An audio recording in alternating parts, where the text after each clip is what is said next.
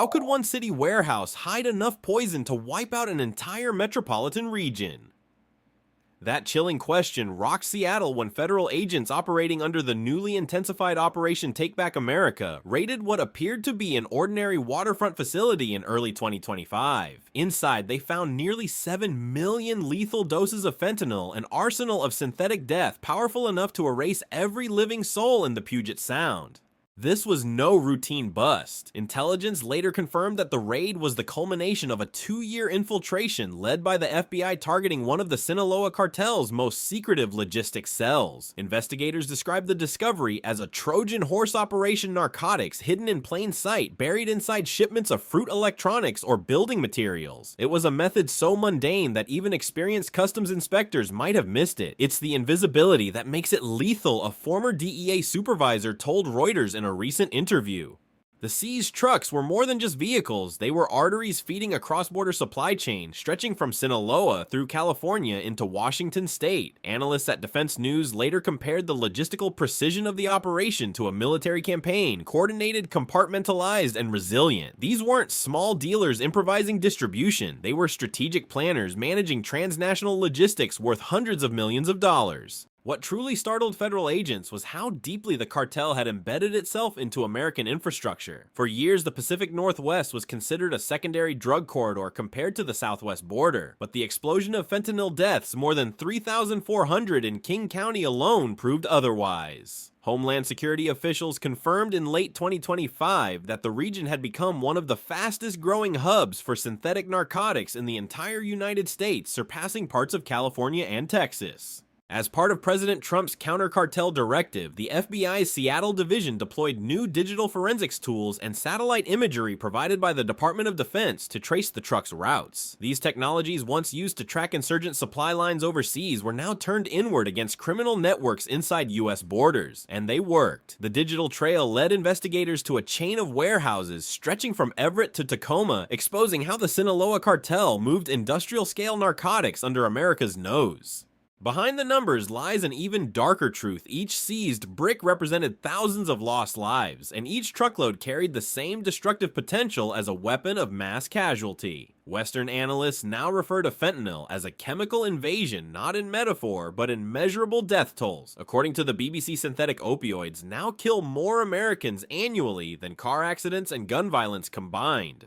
But the Seattle operation raised one haunting question for every viewer watching the story unfold. If this much poison could be hidden behind one city's port, how many other Trojan horses are still rolling across America's highways? Could another warehouse, perhaps in Houston, Chicago, or Miami, already be hiding the next deadly shipment? From deep inside Sinaloa, two brothers orchestrated one of the most sophisticated narcotics pipelines ever mapped by U.S. intelligence. Rosario Abel Joaquin Camargo Banuelos, 31, and his younger brother Francisco Fernando, 24, were not local dealers. They were field commanders in the cartel's industrial drug trade. Their operation transformed Washington state into the northern terminus of a supply chain stretching more than 2,000 miles from Mexico's rugged mountains to Seattle's quiet suburbs. Federal investigators described the brothers as ghost operators. They rarely appeared on intercepted calls and issued orders through layers of intermediaries. But when agents decrypted encrypted messages in 2024, they uncovered hundreds of transactions and logistics orders linking Mexican suppliers directly to American trucking companies. Each rig carried dual manifests, one for legitimate goods, one for death. The FBI, drawing on collaboration with Mexico's federal police and Homeland Security investigations, revealed that these shipments didn't simply cross through hidden border tunnels or remote deserts. They passed through legitimate checkpoints concealed in shipments of fruit car parts and even solar panels. A senior analyst at Jane's Defense Weekly compared this precision to the logistics discipline of a military supply line, redundant, layered, and designed to survive disruption. The brothers' control over their drivers was absolute. Every trucker who agreed to move their special cargo received cash payments wired through shell companies in Phoenix and Tijuana. If a load went missing, retribution followed swiftly. As a retired DEA commander told The Guardian this summer, these weren't random hauls. Every truck was tracked by the cartel like a moving bank vault. In October 2023, one such truck was intercepted on Interstate 5 near Tacoma. Hidden beneath pallets of concrete mix were 95 kilograms of methamphetamine and 41 kilograms of fentanyl powder, enough synthetic poison to kill millions. Federal labs later confirmed that the purity levels were higher than anything previously seized in the Pacific Northwest. Investigators called it industrial-grade fentanyl, manufactured in hidden labs on the Mexican coast and shipped north with assembly line efficiency.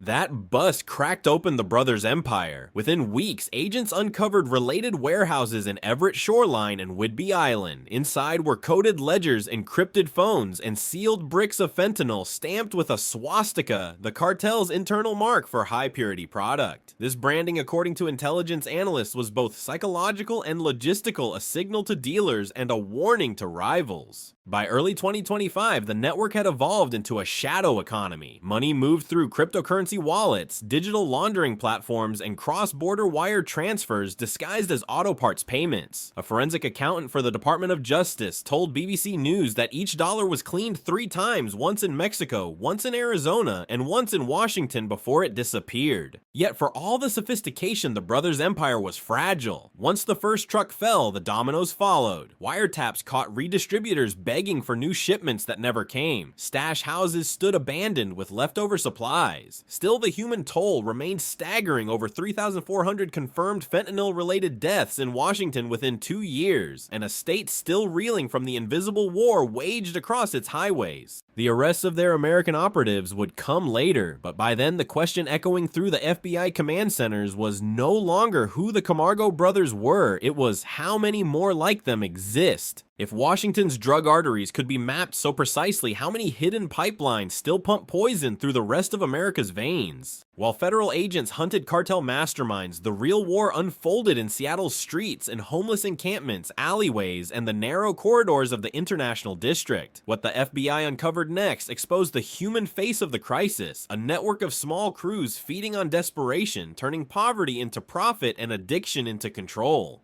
At the center stood a man named Tommy Pham, not a kingpin in the traditional sense, but a mid-level distributor whose connections reached from the city's shelters to the cartel's couriers. His crew used Seattle's homeless encampments as camouflage, operating amid the chaos where law enforcement presence was minimal. According to a report published by the Seattle Times in late 2025, many of these encampments had effectively become open-air narcotics markets where fentanyl, methamphetamine, and counterfeit oxycodone were traded openly, often in broad daylight. For investigators, this was more than just a drug problem, it was a public health emergency. Addiction rates in King County surged by over 60% between 2023 and 2025, according to data compiled by The Guardian. These numbers mirrored national trends as synthetic opioids surpassed heroin and cocaine, combined in overdose fatalities. Federal analysts likened the social damage to a slow-motion bioweapon eroding communities from the inside. Tommy Pham's crew, heavily armed and organized, exploited every weakness in Seattle's social fabric. They recruited addicts as lookouts, paid dealers in pills rather than cash, and relied on intimidation to keep control. Guns were cheap overdoses, frequent, and fear constant. "We could hear gunfire almost every night," said a resident quoted by BBC News. It wasn't about territory anymore, it was about survival.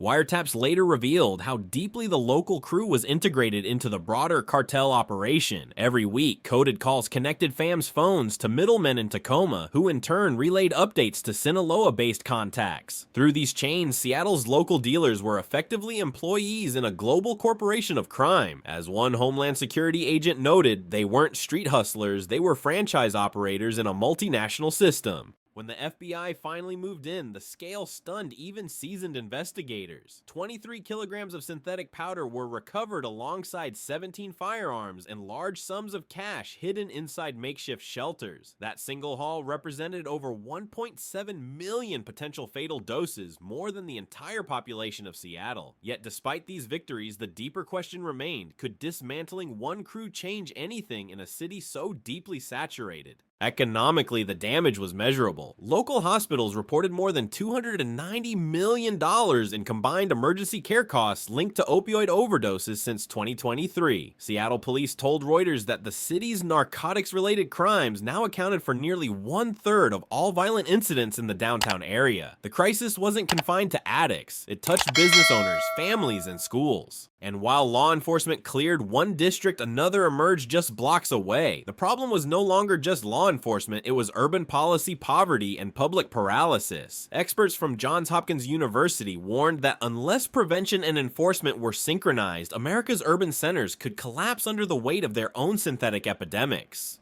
The International District, once a vibrant cultural hub, had become a warning sign of what unchecked trafficking can do to a community fear, decay, and distrust. If cartels could turn Seattle's poorest streets into battlefields, how long before the same tactics spread to Los Angeles, New York, or Chicago? Just when federal agents thought they had mapped the entire cartel network, a chilling new layer emerged, one that turned everyday travelers into unwitting participants in a deadly trade. Investigators discovered a sophisticated smuggling pipeline operating not through trucks or ports, but through commercial airliners departing Seattle-Tacoma International Airport. Behind it stood a Tacoma-based gang working directly with Sinaloa suppliers in Phoenix, using women couriers to move fentanyl across the country. The method was deceptively simple. Fly to Arizona, pick up pre-packed luggage filled with synthetic powder or pills, check the bags under false names, and return on commercial flights to Seattle or Baltimore. Every trip looked ordinary. A tourist, a student, or a visiting relative checking a suitcase. But beneath the feet of families and business travelers sat enough poison to kill everyone on board several times over. Homeland Security officials later called it the most reckless smuggling method in modern history. What made this network particularly disturbing was how it preyed on women. Many couriers were recruited through manipulation, debt, or false promises of quick money. Some were undocumented migrants. Others were single mothers facing eviction or job loss. According to the Guardian, cartel recruiters deliberately targeted women they believed wouldn't raise suspicion during airport screenings. Once they agreed to one trip, coercion followed. Refusal meant threats, exposure, or violence. FBI data shared with Reuters revealed that at least 19 women had been coerced into this operation over an 18-month period. Several flights were traced back to Phoenix, while others extended the route east to Baltimore. Agents noted that the smugglers often selected early morning or red-eye flights when airport security was thinner and passenger traffic lighter. To the cartel, this air corridor was efficient and nearly invisible. To federal officials, it represented a nightmare scenario: fentanyl at cruising altitude. Experts from the National Center for Drug Control warned that if even one brick ruptured mid-flight, aerosolized fentanyl particles could cause mass casualties within minutes. The Department of Homeland Security confirmed in a 2025 briefing that such a scenario nearly occurred when a damaged courier bag leaked residue on a Phoenix-bound flight, sending 2 baggage handlers to the hospital. By early 2025, the FBI had tracked the couriers for more than a year using electronic surveillance and sting operations. They mapped the entire chain from Phoenix suppliers to Tacoma distributors and the Seattle street networks that received the cargo. What stood out was the scale: dozens of trips, hundreds of kilograms, moved millions in cash laundered through digital payment apps. The takedown, executed in August 2025, unfolded with military precision. 11 tactical teams struck simultaneously across Everett Shoreline, Tacoma, and Whidbey Island. In under 2 days, agents seized 9 kilograms of methamphetamine, 5 kilograms of fentanyl, 4 kilograms of cocaine, and over 1 kilogram of heroin, plus 10 additional firearms. Yet the most significant achievement wasn't the drugs themselves, but the intelligence they yielded. Forensic analysis of seized phones and encrypted chats revealed a direct link between the air couriers and the Camargo brothers' distribution cell in Sinaloa. The FBI had effectively exposed the first known hybrid smuggling model, combining commercial flights, land convoys, and urban street sales, a cartel logistics system mimicking a global supply chain. Western intelligence analysts now warn that such multi-vector trafficking could redefine drug enforcement challenges in 2025 and beyond. As BBC News reported, this isn't smuggling anymore. It's globalization through crime. If the skies above America have become new narcotic highways, how safe are the flights that carry millions of Americans every day? When President Donald Trump announced Operation Take Back America in early 2025, many critics dismissed it as another iteration of Washington's decades-long war on drugs. But what unfolded after the Seattle takedown proved this was something different, a full-spectrum counter-cartel doctrine treating transnational narcotics organizations as terrorist entities. The strategy was aggressive, centralized, and for the first time in U.S. history, integrated military-grade intelligence into domestic law enforcement. Under Trump's directive, federal agencies, the DEA, FBI, DHS, and ATF were synchronized under one command system modeled on anti-terror operations used in Iraq and Afghanistan. The goal was simple: dismantle the cartels as if they were insurgent armies. Senior officials described it as a shift from reactive policing to offensive interdiction. In Seattle's case, that shift was visible everywhere. Drones provided live surveillance during raids. National Guard cyber units analyzed financial data to trace crypto payments from Sinaloa to Washington. Even NORAD's air defense network contributed to tracking suspect flights crossing from Mexico into Arizona. A Homeland Security analyst told Reuters, "We're not fighting dealers anymore. We're countering a hostile foreign network operating inside our borders." The results were immediate. Between February and September 2025, joint operations under the Take Back America umbrella led to more than 2,800 arrests nationwide and the seizure of 14.6 tons of synthetic narcotics. That's the equivalent of roughly 300 million lethal doses removed from U.S. streets. According to BBC News, North America, the initiative disrupted at least 8 active Sinaloa distribution cells, with Seattle's faction ranking among the largest. What made Trump's plan controversial was its legal innovation designating major cartel leaders as foreign terrorist operatives. This opened the door for prosecutors to apply the same statutes used against al-Qaeda financiers, including asset freezes, extraterritorial indictments, and military cooperation with Mexico. Critics in Congress warned that such measures blurred the line between law enforcement and warfare, but supporters argued that cartels' mass casualty impact demanded nothing less. Diplomatic pressure quickly followed. Facing mounting U.S. tariffs and trade suspensions, Mexico extradited 23 high-value cartel figures in mid-2025, the largest batch in over a decade. Among them were several lieutenants believed to be operating under the Camargo brothers' command. American officials described the move as the clearest signal yet that Mexico's government is aligning with Washington's anti-cartel offensive. The Trump administration's messaging was uncompromising. If you poison Americans, Trump declared at a press briefing, you will be hunted, you will be extradited, and you will face justice like terrorists do. His speech ignited both praise and outrage, but for the families of more than 100,000 Americans lost to synthetic overdoses since 2020, it struck a chord. Western analysts point to Operation Take Back America as a turning point in modern U.S. security doctrine. The Defense Intelligence Review notes that the campaign redefined cartel activity not as organized crime, but as a form of hybrid warfare, an economic and demographic assault destabilizing U.S. cities from within. In terms of casualties, the report stated fentanyl is already the deadliest weapon ever deployed against the American public. Still, beneath the political triumphs lay an uncomfortable truth: the cartel's adaptability is unmatched. For every cell dismantled, another emerges smaller, smarter, decentralized. The war is no longer about geography, but about networks and code. Experts now warn that without synchronized cyber enforcement, the cartel's digital infrastructure could regenerate faster than physical arrests can occur. And with traffickers diversifying into illegal immigration, counterfeit pharmaceuticals, and even human smuggling, the battle lines are expanding. Can America truly take back its cities, or has the war on fentanyl already crossed the threshold where enforcement alone is no longer enough? When the smoke cleared in Seattle, the numbers told a story no one wanted to believe. In just over 2 years, synthetic narcotics had killed 3,477 people across King County, more than the population of some Washington towns. Every life lost symbolized not just an overdose, but the slow corrosion of an American city once known for innovation and prosperity. Even after the arrests, fentanyl continued to flood the streets. Federal analysts from Homeland Security Investigations admitted that for every pound seized, at least 5 more reached distribution points undetected. In hospitals, overdose admissions rose by 14% between June and September 2025.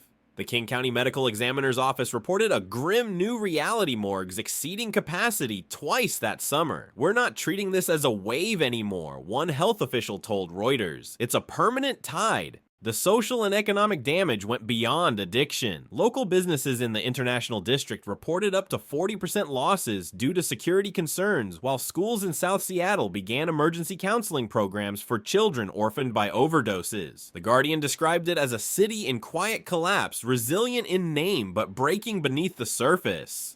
Meanwhile, Washington's political leadership faced mounting criticism for failing to act sooner. As President Trump intensified the national crackdown under Operation Take Back America, he called out sanctuary jurisdictions that resisted federal coordination. "We cannot fight terrorists abroad and protect cartels at home," Trump said at a September 2025 rally in Dallas. His remarks sparked controversy but reflected growing frustration within law enforcement ranks.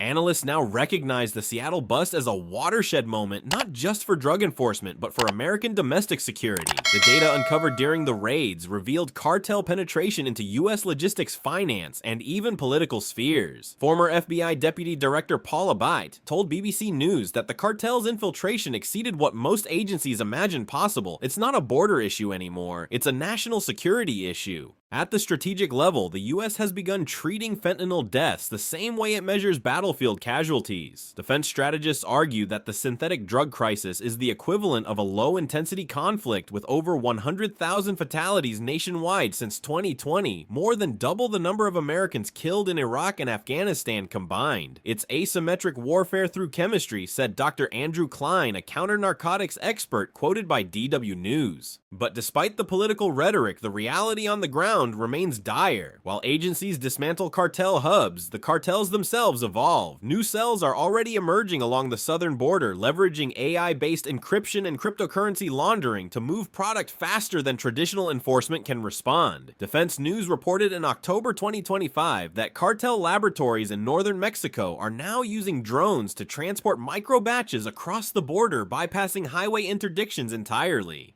Still, the success of the Seattle operation cannot be ignored. It demonstrated that coordinated federal action armed with intelligence, diplomacy, and political will can strike hard and fast. More than 50 lives were directly saved through interdictions linked to the August 2025 raids alone. Thousands more may have been spared by disrupting a single shipment. Yet even as communities celebrate these wins, the lingering question remains: how many more of these hidden hubs still exist in plain sight? For viewers watching from across America, the story of Seattle is a warning and a mirror proof that the front lines of the cartel war no longer lie in Mexico's deserts, but in the streets outside our homes and schools, and in the suitcases passing through our airports. If one city could lose thousands to synthetic poison in just 2 years, what will happen if the next wave hits Los Angeles, New York, or Houston? And more urgently, can America truly win a war fought in its own neighborhoods? The Seattle operation stands as one of the most significant anti-cartel victories in modern American history. What began as a single raid on a waterfront warehouse unraveled into a transnational network of corruption, violence, and addiction that spanned from Mexico's Sinaloa mountains to the heart of Washington state. Through the coordinated power of Operation Take Back America, President Trump's administration reframed narcotics enforcement as a national defense imperative, merging intelligence, diplomacy, and enforcement into one unified doctrine. Yet beneath every success lies a deeper challenge. The synthetic epidemic is relentless. Its traffickers adaptive, its victims uncounted. Experts warn that without constant innovation and cooperation between nations, the cartels will evolve faster than the systems designed to stop them. Seattle's streets, once bustling with commerce and culture, became the front line of a new kind of warfare fought not with bullets, but with chemistry. As the nation confronts the aftermath, the question lingers like a shadow. How many more American cities are already under silent siege? And will the next great cartel fortress be found before it's too late? Don't forget to share your thoughts below and subscribe for the next report.